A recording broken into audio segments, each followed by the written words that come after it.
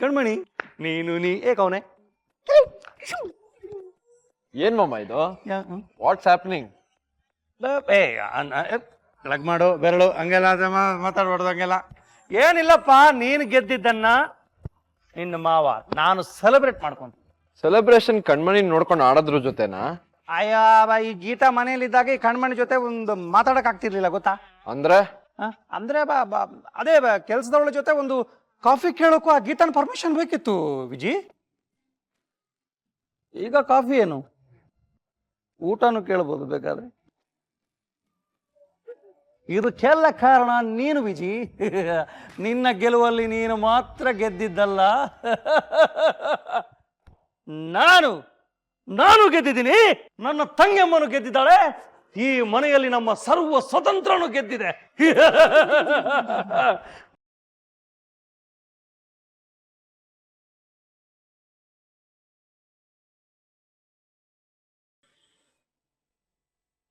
ಮಾಮ, ಅಪ್ಪ ಬಂದ್ರು.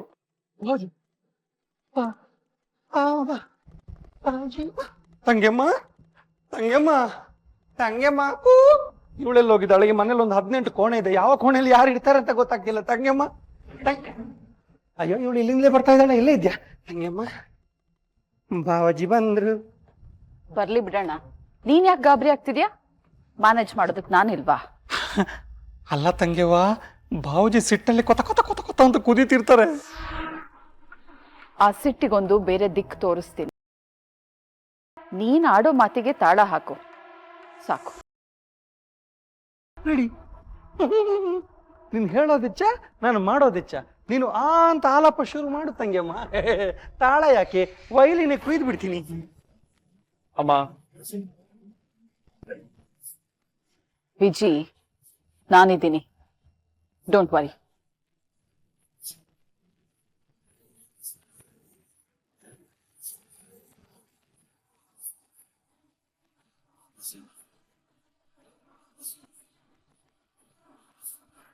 ಭಾನು, ಭಾನು,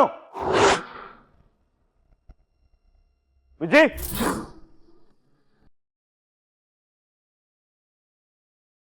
ಭಾನು,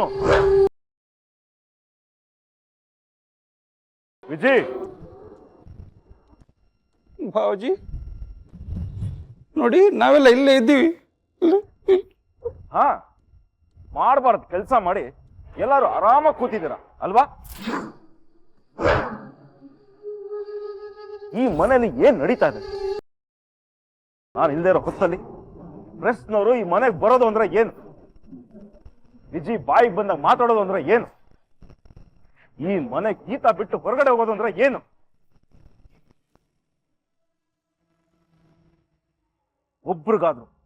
ಒಬ್ರಿಗಾದ್ರೂ ಜವಾಬ್ದಾರಿ ಅನ್ನೋದಿಲ್ವಾ? ನೋ ವಿಜಯ್, ನಿನಗೇನು ಬುದ್ಧಿ ಇಲ್ವೇನೋ? ಇನ್ನ ಮತ್ತೆ ಗೀತಾ ಮಧ್ಯ ಒಂದು ಸಣ್ಣ ವಿಷಯಕ್ಕೆ ಮನಸ್ತಾಪ ಆಗಿದೆ ಸರಿ,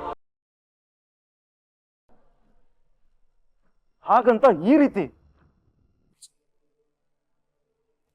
ಭಾನು, ನಿನಗಾದ್ರೂ ಅವನು ಬುದ್ಧಿ ಹೇಳಬೇಕು ಅಂತ ಗೊತ್ತಾಗ್ಲಿಲ್ವಾ? ಯಾವಾಗ್ಲೂ ಜೊತೆನೇ ಇದ್ದು ಅವನು ನೀನು ಸಪೋರ್ಟ್ ಮಾಡ್ತಾ ಇದೀಯಾ? ಹೀಗೆ ಮಾತಾಡ್ತಾ ಹೋಗ್ತೀರಾ ಅಥವಾ ನಮ್ಮ ಮಾತನ್ನು ಕೇಳಿಸ್ಕೊತೀರಾ? ಈ ಮನೆಯಲ್ಲಿ ಯಾರಿಗೆ ಏನ್ ಬೇಕಾದ್ರೂ ಅನ್ನೋದಕ್ಕೆ ನಿಮಗೆ ಹಕ್ಕಿದೆ. ನಾನ್ ಬೇಡ ಅಂತಿಲ್ಲ, ಆದ್ರೆ ಹೇಳೋದಕ್ಕೂ ಮುಂಚೆ ವಿಷಯ ಏನು ಅಂತ ತಿಳ್ಕೊಳ್ಳಿ. ಇದು ನನ್ನ ರಿಕ್ವೆಸ್ಟ್. ಏನಾಯ್ತು ಭಾನು?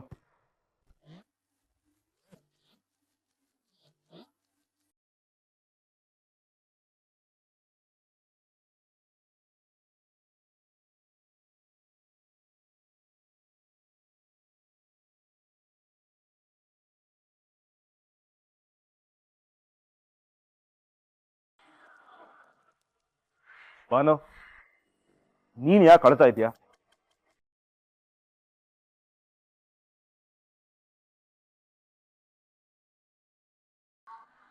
ನಾನ್ ನನಗೋಸ್ಕರ ಅಳ್ತಾ ಇಲ್ಲ ರೀ. ಆ ಗೀತನ ಹತ್ರ ಅಷ್ಟು ಬೇಡ್ಕೊಂಡೆ. ನನ್ನ ಮಾತಿಗೆ ಸ್ವಲ್ಪನೂ ಬೆಲೆ ಕೊಡದೆ ಈ ಮನೆ ಹೊಸ್ಲು ದಾಟ್ ಹೋದ್. ನಿಮ್ಮ ಮರ್ಯಾದೆ, ಈ ಮನೆ ಮರ್ಯಾದೆನ ಬೀದಿಗೆ ಬರೋ ಹಾಗೆ ಮಾಡಿದ್ಲಲ್ಲ, ಅದಕ್ಕೆ ಅಳ್ತಾ ಇದ್ದೀನಿ.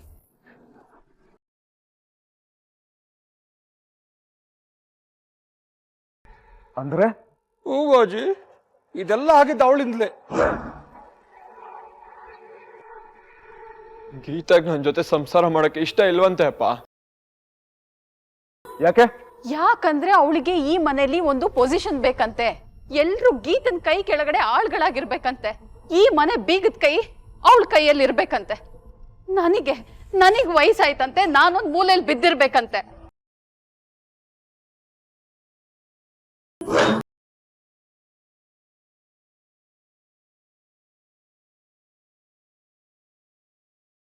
ಏನು ಈ ಮಾತುಗಳನ್ನ ಗೀತ ಆಡ್ದಲ್ಲ? ಹೂ ಭಾವಜಿ, ಹೌದು ಭಾವಜಿ, ಇದಕ್ಕೆ ನಾನೇ ಸಾಕ್ಷಿ. ಇದೇ ಕಣ್ಣಿಂದ ಕೇಳಿದ್ದೀನಿ, ಕಿವಿಯಿಂದ ನೋಡಿದ್ದೀನಿ ಭಾವಜಿ. ಅಲ್ಲ, ಕಣ್ಣಿಂದ ನೋಡಿದ್ದೀನಿ, ಕಿವಿಯಿಂದ ಕೇಳಿದ್ದೀನಿ. ಅದೇ ಮಾತನ್ನ ನಾನು ಪ್ರೆಸ್ ಮೀಟಿಂಗ್ ಅಲ್ಲಿ ಹೇಳ್ದೆ. ಮಿಡಿಲ್ ಕ್ಲಾಸ್ ಹುಡುಗಿರಿಗೆ ಈ ದೌಲತ್ ಇರುತ್ತೆ ಅಂತ ನನಗೆ ಗೊತ್ತಿರ್ಲಿಲ್ಲಪ್ಪ. ಯಾಕಮ್ಮ ಹೀಗ್ ಮಾಡ್ದೆ ಅಂತ ಒಂದೇ ಒಂದು ಮಾತು ಕೇಳಿದ್ದು ಅಷ್ಟೇ ರೀ. ಶುರುವಾಯ್ತು ಅವಳು ಮಾತಿನ ಸುರಿಮಳೆ. ಅವಳು ಆಡಿದ ಪ್ರತಿಯೊಂದು ಮಾತಲ್ಲೂ ನೀವು ಹಾಗೆ, ನೀವು ಹೀಗೆ. ಈ ಮನೆ ಶ್ರೀಮಂತಿಗೆ ನೋಡಿ ತಾನೆ ನೀವು ನಮ್ಮ ಮಾವನ್ ಮದ್ವೆ ಆಗಿದ್ದು, ಈ ಮನೆಗ್ ಬಂದಿದ್ದು. ಈಗ ನಾನು ಅದನ್ನ ಆಸೆ ಪಟ್ರೆ ಅದು ತಪ್ಪು ಅಂತ ಹೇಳೋದಕ್ಕೆ ನೀವ್ ಯಾರು ಅಂತ.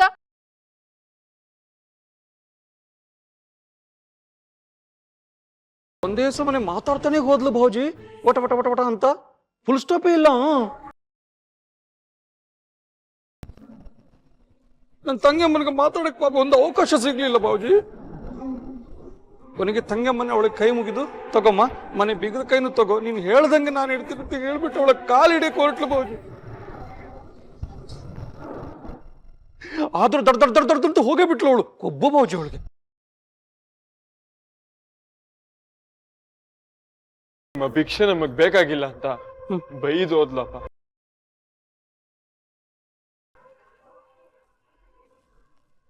ಅಲ್ಲ, ಗೀತ ಈ ರೀತಿ ಮಾತಾಡೋದಕ್ಕೆ ಸಾಧ್ಯ ಇಲ್ವಲ್ಲ?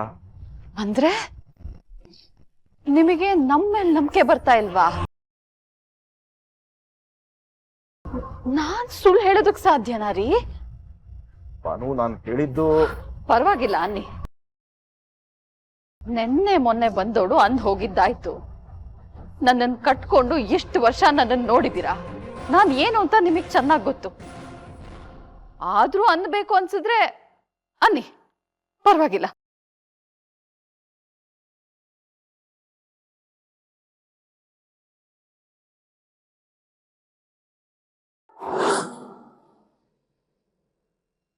ಹೇಳೆ, ಮಾತಾಡೆ, ನಿನ್ನ ಭವಿಷ್ಯದ ನಿರ್ಧಾರ ಏನು ಅಂತ ಹೇಳೆ. ರೀ, ನೀವು ಕೈ ಮುಗಿದ್ ಕೇಳ್ಕೋತೀನಿ, ಸಾಕು, ಸುಮ್ಮನೆ ಇದ್ಬಿಡ್ರಿ. ಅಯ್ಯೋ, ಈಗ ಅವಳಿಗಾಗಿರೋ ಆಘಾತನೇ ಅವಳ ಕೈಲಿ ತಡ್ಕೊಳಕ್ ಆಗ್ತಿಲ್ಲ. ಅವಳು ಸ್ವಲ್ಪ ಸುಧಾರಿಸ್ಕೊಳ್ಳಿ, ಆಮೇಲೆ ಮಾತಾಡೋಣ. ಏನೇ ಮಾತಾಡ್ತಿದ್ಯಾ? ಇವಳೇನೇ ಸಮಾಧಾನ ಆಗೋದು? ಸಮಾಧಾನ ಬೇಕಾಗಿರೋದು ನನ್ಗೆ ಕಣೆ. ಸಮಾಧಾನ ಆಗ್ಬೇಕಾಗಿರೋ ಇವಳು ಸಮಸ್ಯೆ ಆಗಿ ಕೂತ್ರೆ ನಾನೇನ್ ಮಾಡ್ಕೊಂಡು ಸಾಯ್ಲಿ ಹೇಳೆ? ಅಪ್ಪ ಪ್ಲೀಸ್, ನಾನ್ ಯಾವತ್ತೂ ನಿಮ್ಗೆ ಸಮಸ್ಯೆ ಆಗಿರ್ಲಿಲ್ಲ ಅಪ್ಪ. ಅದನ್ನೇ ಹೇಳ್ಬೇಕಾದವಳು ನೀನಲ್ಲ ಕಣೆ, ನಾನು. ಏ ಗೀತಾ, ಹೇಳ್ತಾ ಇದ್ದೀನಿ, ಸರಿಯಾಗಿ ಕೇಳಿಸ್ಕೋ. ನೀನು ಹುಟ್ಟದಾಗಿಂದ ನನ್ನ ಪಾಲಿಗೆ ದೊಡ್ಡ ಸಮಸ್ಯೆ. ಅಯ್ಯೋ, ಮದುವೆ ಆಗು ಹೋಗಿ ಏನೋ ಉದ್ಧಾರ ಮಾಡ್ತೀಯ ಅನ್ಕೊಂಡ್ರೆ ಅದು ಇಲ್ವಲ್ಲೇ. ನಾ ಗರ್ಕ, ನಾ ಘಾಟ್ಕ, ನಾ ಸೇವಕ, ನಾ ಸಮಾಜಕ ಅನ್ನೋ ತರ ಇದೆಯಲ್ಲೇ. ಅಯ್ಯೋ ನನ್ನ ದರಿದ್ರವೇ. ನೀನು ಇನ್ಮೇಲೆ ಗುಬ್ರ ಹಾಕೊಂಡು ಮನೇಲಿ ಕುತ್ಕೊಂಡ್ರೆ ಈ ಸಮಾಜ ಏನೇ ಅನ್ನುತ್ತೆ? ಅಪ್ಪ, ನಾವು ಮಿಡಲ್ ಕ್ಲಾಸು, ನಾವು ಸುಮ್ಮನಿದ್ರು ಸಮಾಜ ಏನೇನೋ ಮಾತಾಡುತ್ತೆ. ಹೌದಮ್ಮ, ಅದನ್ನೇ ನಾನು ಬಡ್ಕೊಳ್ತಾ ಇರೋದು. ಆ ಮಿಡ್ಲ್ ಕ್ಲಾಸ್ ಸಮಾಜದ ಮಧ್ಯೆನೇ ನಾವು ಬದುಕಬೇಕಾಗಿರೋದು. ಅದನ್ನ ಮೀರಿ ಬೆಳೆಯೋದು ಅಂದ್ರೆ ನಾವು ಹೈ ಕ್ಲಾಸ್ ಆಗಬೇಕು. ಆಗ ಅವಕಾಶ ನಿನಗೆ ಬಂದಿತ್ತಲ್ಲೇ. ಮಂತ್ರಿ ಮಗ ನಿನ್ ಕೈ ಹಿಡ್ದಿದ್ದ, ಆದ್ರೆ ನೀನು ಕೈ ಬಿಡಿಸ್ಕೊಂಡು ಬಂದೆ. ನಿನ್ನ ಸ್ವಾಭಿಮಾನದ ಕೆಸರನ್ನ ಸೋಪ್ ಹಾಕೊಂಡು ತೊಳ್ಕೊಂಡು ಅಳಿಮೈಯನ್ ಜೊತೆ ಸಂಸಾರ ಮಾಡ್ತಾ ಇದ್ದಿದ್ರೆ ಇವತ್ತು ನಾವು ಹೈ ಕ್ಲಾಸ್ಗೆ 10 ಅವಕಾಶ ಇರ್ತಿತ್ತು ಕಣೆ. ಅದನ್ನ ಹಾಳು ಮಾಡ್ಕೊಂಡು ಬಂದ್ಬಿಟ್ಟೆ. ಅಯ್ಯೋ, ಇದು ಮರೆಯಲಾಗದ ದಿನ ಅಂತ ಅಂದಿದ್ದೆ. ನಿನ್ನ ಮಗಳು ಹಾಗೆ ಮಾಡ್ಬಿಟ್ಲಲ್ಲೇ ಸುಶೀಲ. ಗೀತಾ, ನನಗಿದೆಲ್ಲ ಗೊತ್ತಿಲ್ಲ. ನಿನಗೆ ಈ ಮನೆಯಲ್ಲಿ ಜಾಗ ಇಲ್ಲ. ನೀನು ವಾಪಸ್ಸು ನಿನ್ನ ಗಂಡನ ಮನೆಗೆ ಹೋಗ್ಬೇಕು ಅಷ್ಟೇ.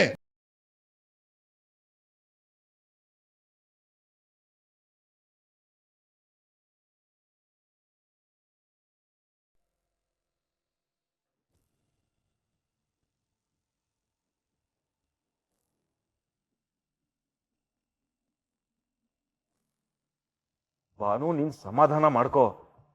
ನಾನು ಇನ್ನೇನು ಅಂತ ಇಲ್ಲ.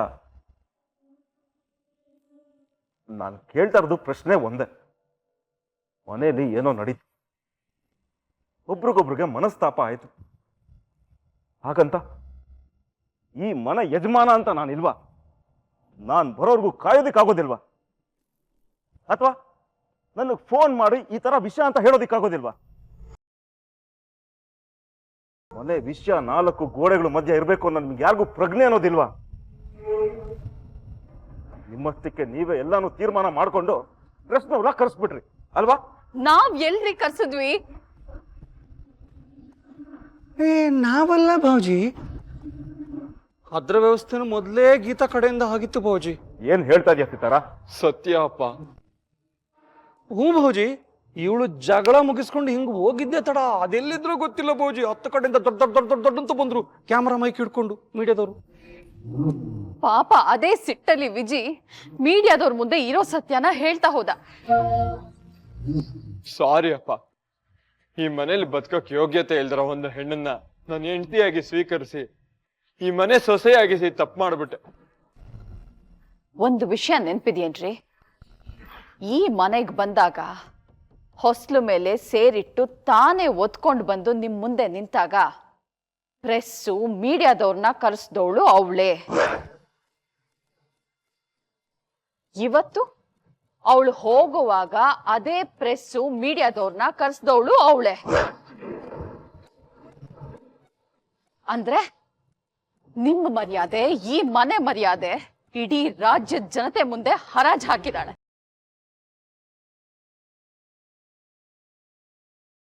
ನಿಮಗ್ ಅರ್ಥ ಆಗಲ್ಲ ರೀ.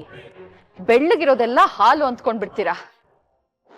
ಇಷ್ಟೆಲ್ಲ ಕೇಳಿದ್ಮೇಲೂ ಆ ಗೀತಾ ಮಾಡಿದ್ದು ಸರಿ ಅಂತೀರಾ? ನಾನು ಮಾಡಿದ ತಪ್ಪು ಅಂತೀರಾ?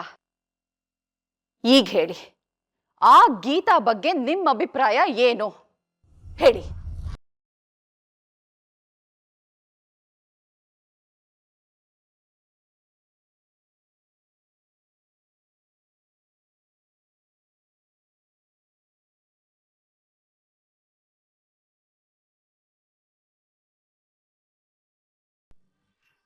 ಅದು ಹೇಗ್ರಿ ಸಾಧ್ಯ? ಹೆಂಡತಿಯಾಗಿ ಇವಳನ್ನ ಸ್ವೀಕರಿಸೋದಿಲ್ಲ ಅಂತ ವಿಜಯ್ ಆ ಪ್ರೆಸ್ನವ್ರ ಮುಂದೆ ಅಷ್ಟು ಸ್ಪಷ್ಟವಾಗಿ ಹೇಳಿದಾನೆ. ಈಗ ಇವಳು ಆ ಮನೆಗೆ ಹೇಗೆ ಹೋಗಕ್ ಸಾಧ್ಯ? ಅಥವಾ ಆ ಮನೆ ಇವಳನ್ನ ಸೇರ್ಸುತ್ತಾ? ಸೇರ್ಸುತ್ತಮ್ಮ.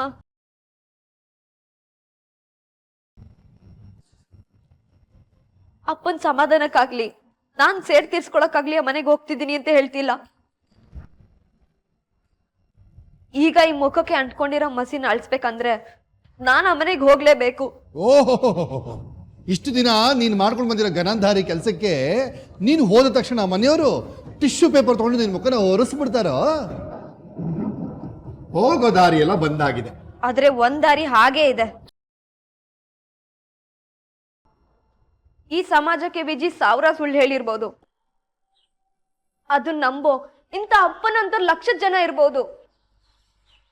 ಆದ್ರೆ ನಾನು ಅಂದ್ರೆ ಏನು ಅಂತ ಗೊತ್ತಿರೋ ನಮ್ಮವ ಖಂಡಿತವಾಗ್ಲೂ ಸುಮ್ಮನೆ ಇರಲ್ಲ. ಅವ್ರಿಗೆಲ್ಲ ಖಂಡಿತವಾಗ್ಲೂ ಅರ್ಥ ಆಗುತ್ತೆ. ಖಂಡಿತ ಅವರೇ ನಮ್ಮ ಮನೆ ಹತ್ರಕ್ಕೆ ಬರ್ತಾರೆ. ಏನಾಯ್ತು ಅಂತ ವಿಚಾರಿಸಿ ವಿಷಯ ತಿಳ್ಕೊಂಡು ನನ್ನನ್ನ ಮನೆಗೆ ವಾಪಸ್ ಕರ್ಕೊಂಡು ಹೋಗ್ತಾರೆ.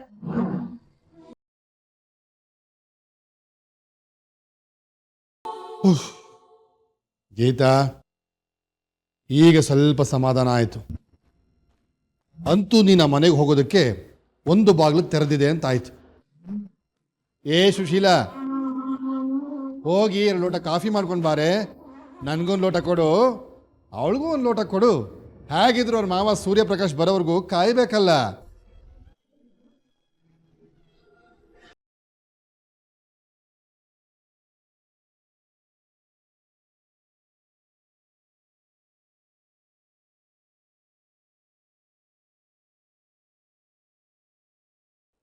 ಹೇಳ್ರಿ, ಗೀತಾ ಇಂಥ ಆಟಗಳನ್ನ ಆಡ್ತಾ ಇರುವಾಗ, ಮನೇಲಿರೋ ನಮ್ ಎಲ್ರನ್ನೂ ಅಲ್ಲುಗಳಿತಿರುವಾಗ, ಪ್ರೆಸ್ನವ್ರನ್ನ ಕರೆಸಿ ಮುಖದ ಮುಂದೆ ಮೈಕ್ ಹಿಡಿದಾಗ ನಾವೆಲ್ಲ ಏನ್ ಮಾಡೋದಕ್ ಸಾಧ್ಯ ಆಗಿತ್ತು? ಅದನ್ ಬಿಟ್ಟು ಇನ್ನೇನ್ ಮಾಡಕ್ ಸಾಧ್ಯ ಅಪ್ಪ? ನನ್ನ ಸ್ವಾಭಿಮಾನ ಆಳದೇ ಇರೋ ಈ ಮನೆ ನನಗ್ ಬೇಡ.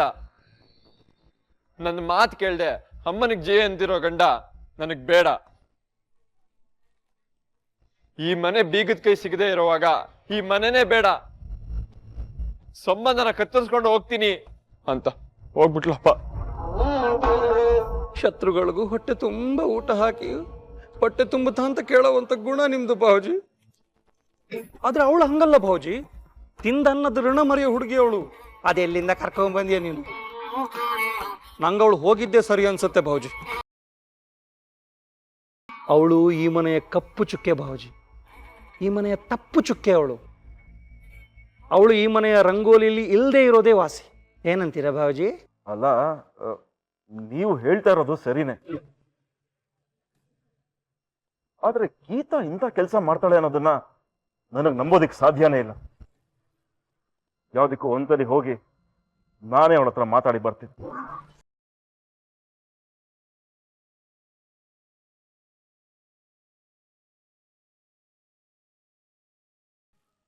ಸಮಸ್ಯೆ ಅನ್ನೋದು ಸುಮ್ಮನೆ ಬರೋದಿಲ್ಲ ಬಾನು. ಒಂದ್ರು ಅದಕ್ಕೆ 2 ಮುಖ ಇರುತ್ತೆ ಹೊರತು ಒಂದು ಮುಖ ಇರೋದಿಲ್ಲ. ಯಾವುದಕ್ಕೂ ಆ ಮುಖದ ಅಭಿಪ್ರಾಯನೂ ತಿಳ್ಕೊಳ್ಬೇಕು, ಆಮೇಲೆ ಒಂದು ತೀರ್ಮಾನಕ್ಕೆ ಬರಬೇಕು.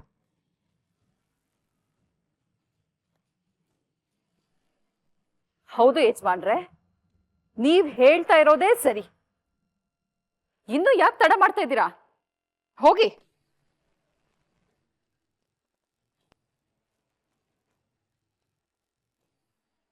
ಬಡವ ಆಡ್ದ ಹಾಗೆ ಈ ಅಂತಸ್ತು ಆಡ್ಬೇಕು ಅನ್ನೋದು ಆ ಗೀತಾ ಆಸೆ ಆಗಿತ್ತು. ಈಗ ನೀವು ಆ ಬಡವಿ ಮನೆಗೆ ಹೋಗಿ ಅವಳು ಮಾತು ಕೇಳಿ ಬರ್ಬೇಕು ಅಂತ ಹೇಳ್ತಾ ಇದ್ದೀರಾ. ಕೇಳಿ, ಅವಳು ಬಯಸ್ತಾ ಇರೋದು ಅದೇ, ನೀವು ಕೊಡ್ತಾ ಇರೋದು ಅದೇ. ನಿಮ್ಮನ್ ಯಾರು ತಡೆಯೋದಕ್ಕಾಗೋದಿಲ್ಲ. ಹೋಗ್ ಬನ್ನಿ. ಅದ್ ಹಾಗಲ್ಲ ಬಾನು, ನಾನ್ ಹೇಳ್ತಾ ಇರೋದು. ನೀವ್ ಹೇಳ್ತಾ ಇರೋದು ನನಗೆ ತುಂಬಾ ಚೆನ್ನಾಗಿ ಅರ್ಥ ಆಗ್ತಾ ಇದೆ ರೀ. ಈ ಮನೆಗೆ ನುಗ್ಗಿ ಬಂದು ಸೊಸೆನ ನೀವು ಸಮರ್ಥಿಸ್ತಿದ್ದೀರಾ, ಕಟ್ಕೊಂಡ್ ಹೆಂಡ್ತಿನ ಅನುಮಾನಿಸ್ತಿದ್ದೀರಾ. ಹೋಗ್ ಬನ್ನಿ. ಆ ಗೀತಾ ಮುಂದೆ ನೀವು ಚಿಕ್ಕವರಾಗೋದು ಬೇಡ ಅಂತ ನನ್ನ ಮನ್ಸು ಹೇಳ್ತಾ ಇದೆ ರೀ. ಆದ್ರೂ ನೀವು ಹಠಕ್ ಬಿದ್ದಿದ್ದೀರಾ ಅಂದ್ರೆ ನಾವ್ ಏನ್ ಮಾಡೋದಕ್ಕಾಗತ್ತೆ ಹೇಳಿ? ಇದರಲ್ಲಿ ಚಿಕ್ಕವರಾಗೋದು ದೊಡ್ಡವರಾಗೋದು ಅನ್ನೋ ವಿಷಯ ಬರೋದಿಲ್ಲ ಬಾನು. ಇದು ನನ್ನ ಮಗನ್ ಸಂಸಾರದ ವಿಷಯ. ನೀವು ತಲೆ ತಗ್ಸೋ ಹಾಗೆ ಮಾಡಿದ ಸಂಸಾರ ನನಗ್ ಬೇಡಪ್ಪ. ನಾವೇ ಬೇಡ, ನಮ್ ಮನೆನೇ ಬೇಡ ಅಂತ ಕಾಲಲ್ಲಿ ಓದೋಳನ್ನ ನಾವು ಕಾಲಿಗೆ ಬಿದ್ದು ವಾಪಸ್ ಕರ್ಕೊಂಬಂದ್ರೆ ಸಂಸಾರ ಮಾಡಕ್ಕಾಗುತ್ತಾ? ಭಾವಜಿ, ನೀವು ಅವಳ ಮನೆಗೆ ಹೋಗ್ಬಿಟ್ಟು ಅವಳನ್ನ ಮಾತಾಡಿಸಿ ಕನ್ವಿನ್ಸ್ ಮಾಡಿ ಹಂಗಲ್ಲ ಹಿಂಗೆ ಅಂತೆಲ್ಲ ಹೇಳಿಬಿಟ್ಟು ಅವಳನ್ನ ಮತ್ತೆ ಈ ಮನೆಗೆ ಕರ್ಕೊಂಡ್ಬರ್ತೀರ ಭಾವಜಿ? ಹಾಗೆ ಬಲವಂತಕ್ಕೆ ಬಂದವಳ ಜೊತೆ ನಾನ್ ಸಂಸಾರ ಮಾಡ್ಬೇಕಾಪ? ಹೇಳ್ರಿ, ಸಂಸಾರನ ಬಲವಂತಕ್ಕೆ ಶುರು ಮಾಡೋದಕ್ಕಾಗತ್ತಾ ಹೇಳಿ? ನನ್ನ ಎತ್ತಮ್ಮನ ಫೋಟೋ ತೋರಿಸಿ ಅವಳು ಕಣೋ ನಿಮ್ಮಮ್ಮ, ಅವಳ ಆಶೀರ್ವಾದ ತಗೋ ಅಂದ್ರಿ ನೀವು.